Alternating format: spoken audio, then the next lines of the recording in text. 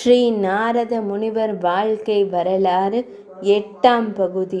பிரம்மனுக்கு இன்னும் தர்ம சங்கடமாகிவிட்டது. இருப்பினும் நாரதன் மீது எந்த பழுதும் இல்லை என்பதால் மகிழ்ச்சி கொண்ட அவர், நாராயணா, தாங்களும் ஈசனாரும் ஏதோ லீலை நடத்த எண்ணி விட்டீர்கள் என்பது புரிகிறது. சரி, நடப்பது நடக்கட்டும். தங்கள் இருவரின் விளையாடல்களை தடுக்க யாரால் முடியும் என கூறிவிட்டு விடை பெற்றார். அவர் வைகுந்தத்திலிருந்து வெளியேறும் சமயத்தில் சரஸ்வதி உள்ளே வந்து கொண்டிருந்தாள். பிரம்மதேவர் ஒளிந்து நின்று கொண்டார். சரஸ்வதி தேவி ஆவேசமாக வைகுந்தத்திற்குள் சென்று விட்டாள். அதன் பிறகு பிரம்மதேவர் அங்கிருந்து அகன்று விட்டார். ஏ லக்ஷ்மி, எங்கே இருக்கிறாய் என்று ஏக வசனத்துடன் நுழைந்த சரஸ்வதி தேவியை பார்த்து பரந்தாமனின் அருகிலிருந்த லக்ஷ்மி தேவி இறங்கி ஓடோடி வந்தாள். சகோதரி, நலமாக இருக்கிறாயா? ஏன் இந்த பதட்டம் உனக்கு? இப்போதுதான் உன் கணவர் வந்தார். நாராயணருடன் தனித்து பேசினார்.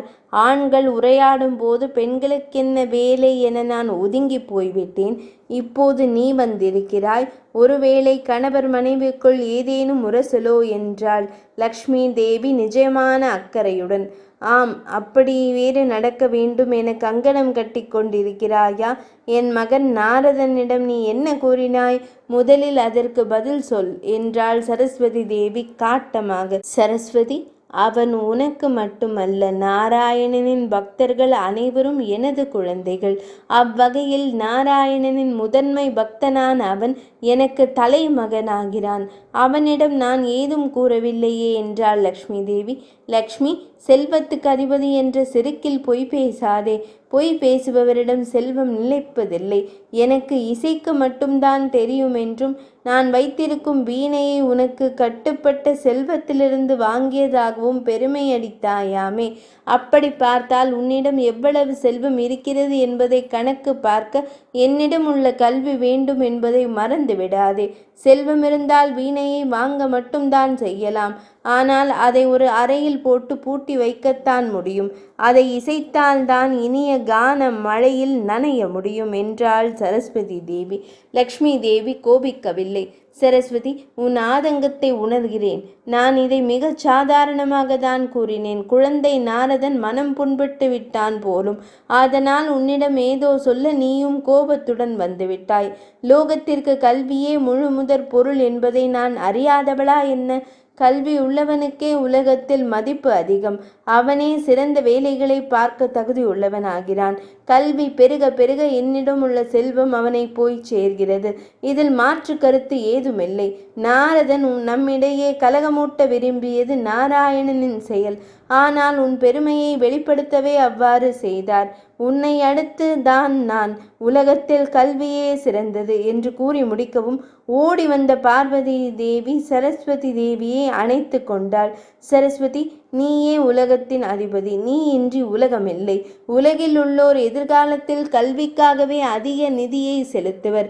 என்னிடம் உள்ள ஆற்றலை பயன்படுத்தி அதை பாதுகாக்க ஏற்பாடு செய்வர். ஒரு தனி மனிதனின் பாவ புண்ணியங்களை பொறுத்து அந்த நிதியை பாதுகாக்கும் ஆற்றலை ஒருவனுக்கு தருவேன். உன் பெருமையை வெளிப்படுத்த எங்கள் நாயகர்கள் செய்த திருவிளையாடலே இது. நவராத்திரியில் நம்மை உலகத்தோர் நினைத்தாலும் உனக்கே முக்கியத்துவம் தரப்படும். உனக்கென தனி பூஜை செய்யப்படும் என்று அருள் பாலித்தனர். இப்போது சிவ நாராயணர்கள் பிரம்மனுடன் அங்கு வந்தனர். தத்தம் தேவியரை அணைத்து கொண்டனர். நாரதன் இந்த பூமிக்கு நல்லது செய்ய பிறந்தவன். அவன் இந்த கலகத்தை உண்டாக்காவிட்டால் கல்வியின் பெருமை வெளியே தெரிந்திருக்காது. மேலும் பெற்ற தாயை உயர்ந்தவளாக காட்ட ஒவ்வொரு மகனும் பாடுபட வேண்டும். தன் சொந்த தாயை பாதுகாப்பவனுக்கு உலகத்தில் தனி இடம் உண்டு என்றனர். நாரதர் அங்கே வந்தார். தாய்மார்களே, முப்பெரும் தெய்வங்களின் வேண்டுகோளை ஏற்றே நான் இப்படி ஒரு சிறிய நாடகத்தை நடத்த வேண்டியதாயிற்று. நான் தவறேதும் செய்திருந்தால் என்னை பெற்ற தாய்மார்களான தாங்கள் மூவரும் என்னை மன்னிக்க வேண்டும் என அவர்களின் திருவடிகளில் விழுந்தார். தேவியர் அவரை எழுப்பி உச்சி மோந்தனர். எங்கள் அன்பு மகனே, உன்னால் இந்த உலகம் பெருமை அடையட்டும் என வாழ்த்தினர். அப்போது நாராயணர் நாரதனை அருகில் அழைத்து, நாரதா, நான் பூலோகத்தில் அவதாரம் செய்ய முடிவெடுத்திருக்கிறேன். அதில் உன் பங்கு முக்கியமானதாக இருக்க வேண்டும். வைகுந்தத்தை பாதுகாத்த ஜெய விஜயர் என்பவர்கள் என்னை சந்திக்க வந்த முனிவர்களை அவமதித்த காரணத்தால் என் சாபப்படி பூலோகத்தில் அசுரர்களாக பிறந்துள்ளனர். அவர்களில் ஒருவனான இரண்யன் என்னை பூலோகத்தில் இருந்தபடி அவமதித்து வருகிறான். நாராயணனே தெய்வம் என கூறுபவர்களின் தலையை கொய்து விடுகிறான். அவன் மனைவி லீலாவதி கர்ப்பமாக இருக்கிறாள். இப்போது தனிமையில் அவள் ஒரு ஆசிரமம் அமைத்து தங்கியிருக்கிறாள். நீ அவளை சந்திக்க வேண்டும். அவள் எனது பக்தை என்றார். நாராயணனின் அனுமதி பெற்று நாரதர் பூலோகம் சென்றார். 8ஆம் பகுதி நிறைவடைந்தது.